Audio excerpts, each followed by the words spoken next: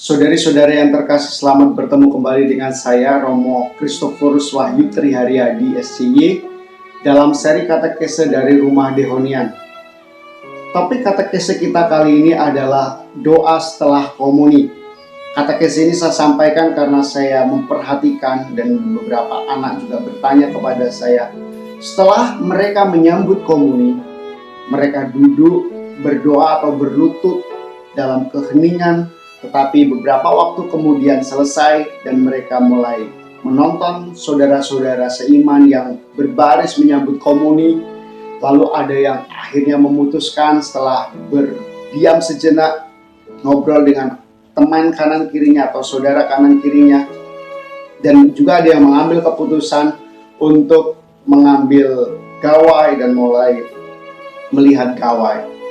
Katekese ini diberikan supaya kita mengerti bahwa momen setelah menyambut komuni merupakan momen yang sangat berharga bagi kita. Maka seri katekese ini diberikan semoga membantu Anda dalam menghayati perayaan Ekaristi, khususnya saat setelah menyambut komuni. Kita tahu dalam perayaan Ekaristi, umat yang sudah menerima komuni pertama akan menyambut hosti suci. Hosti ini suci karena sudah dikonsekrate, sudah dikuduskan berkat kuasa Roh Kudus. Hosti ini telah menjadi tubuh Kristus. Tuhan Yesus sendiri dalam perjamuan malam bersama murid-muridnya mengucap berkat dan ia mengangkat roti dan mengatakan itulah tubuhnya. Dan ketika dia mengangkat piala berisi anggur, ia mengatakan itulah darahnya. Sesuatu luar biasa terjadi pada perjamuan tersebut sehingga roti dan anggur telah diubah menjadi tubuh dan darah Kristus. Mungkin para murid pada waktu itu tidak sepenuhnya mengerti dan menangkap apa yang terjadi.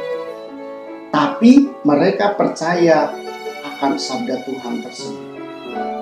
Kini dalam setiap perayaan Ekaristi, kita juga percaya bahwa roti dan anggur itu menjadi tubuh dan darah Tuhan Yesus Kristus sendiri.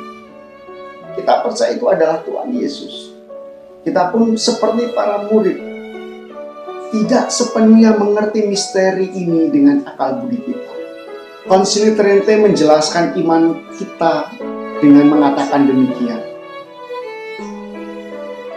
Karena Kristus penebus kita mengatakan bahwa apa yang ia persembahkan dalam rupa roti adalah benar-benar tubuhnya. Maka di dalam gereja Allah selalu dipegang teguh keyakinan ini. Dan Konsili Suci menjelaskan kembali oleh konsekrasi roti dan anggur terjadilah perubahan seluruh substansi roti ke dalam substansi tubuh Kristus. Dan seluruh substansi anggur ke dalam substansi darahnya. Perubahan ini oleh Gereja Katolik dinamakan secara tepat dan dalam arti yang sesungguhnya perubahan hakiki atau transubstansiasi. Di dalam liturgi misa kita menyatakan iman kita bahwa Kristus sungguh hadir dalam rupa roti dan anggur, antara lain dengan berlutut atau menundukkan diri sebagai tanda penyembahan Tuhan. Untuk mengerti bagaimana itu terjadi, saya akan menggambarkan demikian. Saya Wahyu. Ketika saya lahir, saya memiliki ukuran tubuh yang kecil, rambutnya masih jarang, giginya belum ada, warna kulit tentu berbeda dari yang sekarang. Lalu beberapa tahun kemudian rambut saya sudah lebat, badan saya lebih besar, gigi saya lengkap, lalu muncul juga ada beberapa tai lalat. Walaupun penampilan saya berbeda, keluarga saya, teman-teman saya, lingkungan saya tahu bahwa saya adalah Wahyu. Ketika saya bertumbuh, saya dewasa, penampilan saya akhirnya berubah lagi. Warna kulit menjadi lebih gelap, badan lebih tambun, tahi lalat lebih besar, gigi semakin terlihat bentuknya seperti apa, kemudian ada bekas luka, rambut pun menipis. Kendati penampilan saya berubah, esensi saya tidak berubah. Orang tetap tahu bahwa saya adalah Wahyu. Orang tetap mengenali saya adalah Wahyu. Itu berarti yang hakiki atau esensi dari Wahyu tetap. Namun tampilan Wahyu dapat mengalami perubahan. Nah, peristiwa roti dan anggur menjadi tubuh dan darah Kristus adalah kebalikan dari kejadian tentang Wahyu tadi. Bila esensi Wahyu tetap, tetapi penampilannya berubah, berbeda dengan transubstansiasi. Penampilan tetap, tekstur tetap, rasa tetap, itu adalah roti dan kita tahu bahwa itu adalah roti, itu adalah anggur, tetapi esensi hatinya berubah menjadi tubuh dan darah Kristus. Terminologi yang tadi saya katakan ini adalah transubstansiasi. Mujizat ini tidak cukup dimengerti dengan akal budi kita. Namun kita orang beriman membutuhkan Roh Kudus yang menerangi akal budi. Sehingga orang beriman memiliki pengetahuan dan pengertian akan misteri itu. Itulah mengapa selama novena Roh Kudus kita memohon karunia pengetahuan, karunia pengenalan akan Allah, karunia pengertian. Itu supaya Roh Kudus membantu kita untuk mengenali misteri-misteri Allah tadi. Santo Thomas Aquinas berkata, penglihatan, perabaan, dan rasa tidaklah benar. Namun yang perlu kita percaya adalah apa yang telah kita dengar, sebagaimana Putra Allah telah katakan. Itulah iman Katolik. Peristiwa kita menyambut komuni berarti kita menyambut Tuhan Yesus sendiri.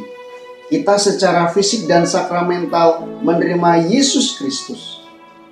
Ini jelas berbeda dengan ajaran gereja pengikut Martin Luther dan Calvin yang melihat tubuh dan darah dan roti anggur sebagai kesatuan atau hanya sekadar perlambang kehadiran Tuhan. Dari penjabaran di atas, semoga kita jelas bagi orang Kristen Katolik menerima Hasti Kudus berarti kita menerima Kristus. Kita menerima Tuhan itu sendiri sebagai penebus.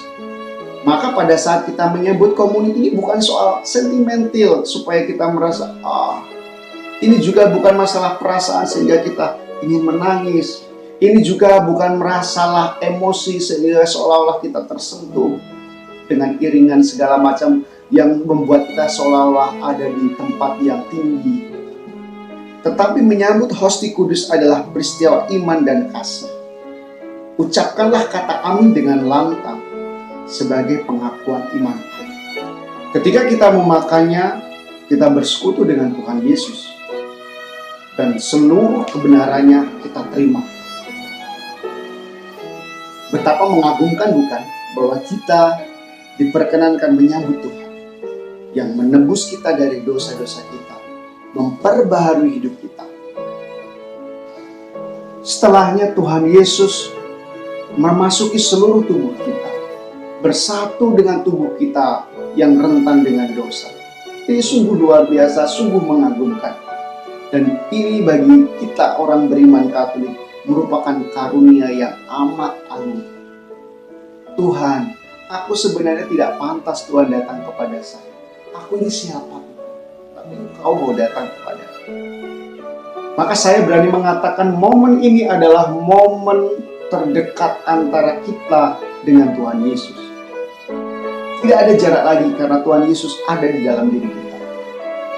Banyak umat menganggap peristiwa penting dalam Ekaristi itu adalah konsekrasi saja. Padahal tidak demikian. Seluruh perayaan Ekaristi adalah peristiwa yang penting. Dalam liturgi sabda itu adalah peristiwa penting karena pada momen itu Tuhan Allah berbicara kepada kita, menuntun hidup kita, mengajar kita. Dia hadir dalam sabda yang masuk ke dalam telinga kita. Demikian pula dalam doa syukur agung menjadi momen yang penting bagi kita menyembah yang menebus kita. Dan dalam saat kita menyambut komuni, itu pun peristiwa penting bagi kita. Dia yang tadi kita dengarkan, dia yang tadi kita sembah, saatnya mengunjungi diri kita. Itu sungguh-sungguh luar biasa. Oleh karenanya, setelah menyambut komuni, kita disediakan waktu untuk bersyukur atas kunjungan Tuhan kepada diri kita secara pribadi. Doa yang dipanjatkan saat setelah komuni adalah doa syukur atas penebusan Kristus. Doa pribadi ini dapat kita buat sendiri secara spontan atau kita membuka mada bakti atau puji syukur untuk mengungkapkan syukur kita atas kunjungan Tuhan ke dalam diri kita. Maka jangan sia-siakan waktu singkat Anda setelah sambut komuni itu.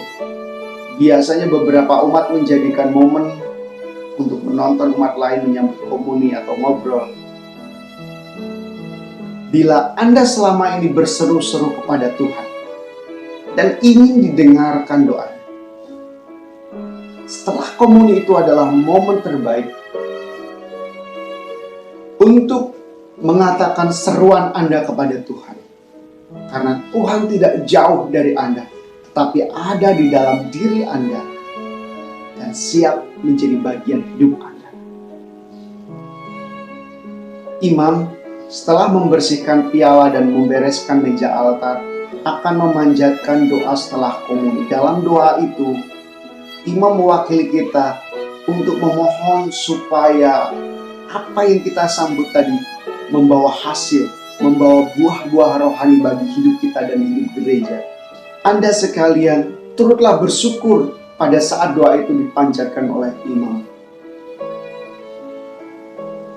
Karena kita sadar, saudari-saudara, mudah sekali menyimpan tubuh Kristus di dalam tabernakel.